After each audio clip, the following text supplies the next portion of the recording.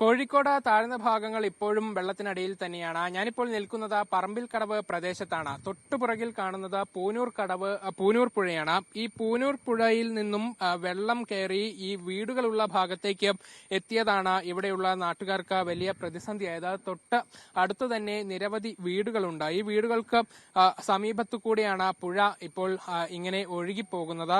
കഴിഞ്ഞ തവണയൊന്നും ഇങ്ങനെ പുഴ ഒഴുകാറില്ലായിരുന്നു. പക്ഷേ ഇത്തവണ പ്രതിസന്ധി വർദ്ധിപ്പിച്ചുകൊണ്ടാണ് വീടുകളുടെ പറമ്പുകളിലൂടെയൊക്കെ വെള്ളം കയറി ഒഴുകാൻ തുടങ്ങിയത്. ഇതോടെ ആളുകൾക്ക് പുറത്തേക്ക് ഇറങ്ങാൻ പറ്റാത്ത ഒരു സ്ഥിതി ഉൾപ്പെടെ ഉണ്ട് എന്നുള്ളതാണ് വലിയ പ്രതിസന്ധി. ഈ സമീപത്തൊക്കെ നിരവധി വീടുകളുണ്ട്, റോഡുണ്ട്.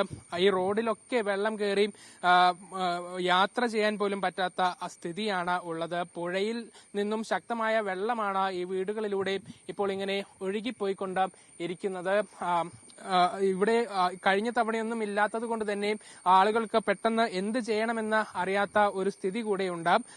നിലവിൽ മഴ ശക്തി കുറഞ്ഞിട്ടുണ്ട് കോഴിക്കോട് ജില്ലയിൽ ഉൾപ്പെടെ. പക്ഷേ പുഴയിൽ വെള്ളം കുറയാതെ ഒരു തരത്തിലും ഇവിടെ നിന്നും വെള്ളം ഇറങ്ങിപ്പോകില്ല എന്നുള്ളതാണ്. ഇതിനോടൊപ്പമുള്ള അപകടം എന്ന് പറയുന്നത് വീടിന് മുറ്റത്തുകൂടെയും റോഡിന് സമീപത്തൂടെയും ഉൾപ്പെടെയാണ് ഈ വെള്ളം ഒഴുകിക്കൊണ്ടിരിക്കുന്നത്. അപ്പോൾ കുട്ടികൾക്കും പ്രായമായവർക്കും ഉൾപ്പെടെ അപകടം സംഭവിക്കാനുള്ള ഒരു സാധ്യത കൂടെയുണ്ട്. വെള്ളക്കെട്ട് മാത്രമല്ല, നല്ല ഒഴുക്ക് കൂടെ ഉള്ളത് കൊണ്ട് ഒരുപക്ഷെ വീണുപോയാൽ വലിയ അപകടത്തിലേക്ക് കൂടെ അത് നീങ്ങാനുള്ള ഒരു സാധ്യതയുണ്ട് എന്നാണ് പ്രദേശവാസികൾ തന്നെ പറയുകയും ചെയ്യുന്നത്.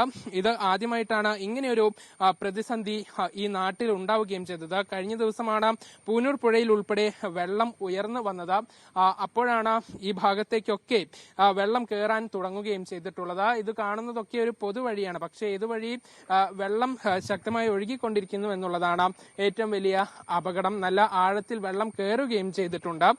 സമീപത്തൊക്കെ നിരവധി വീടുകളൊക്കെ മുങ്ങിപ്പോവുകയും ചെയ്തതോടെ ആളുകൾ ഇവിടെ നിന്നും ഒഴിഞ്ഞു പോയിരിക്കുകയാണ്. മഴ കുറഞ്ഞാൽ പോലും വെള്ളം പൂനൂർ പുഴയിൽ കുറയാതെ ഇവിടെ നിന്നും പൂർണ്ണമായും വെള്ളം ഇറങ്ങിപ്പോകില്ല. ആളുകൾക്ക് തിരികെ എത്താൻ സാധിക്കില്ല എന്നുള്ളതാണ് ഏറ്റവും പ്രധാനപ്പെട്ട കാര്യം.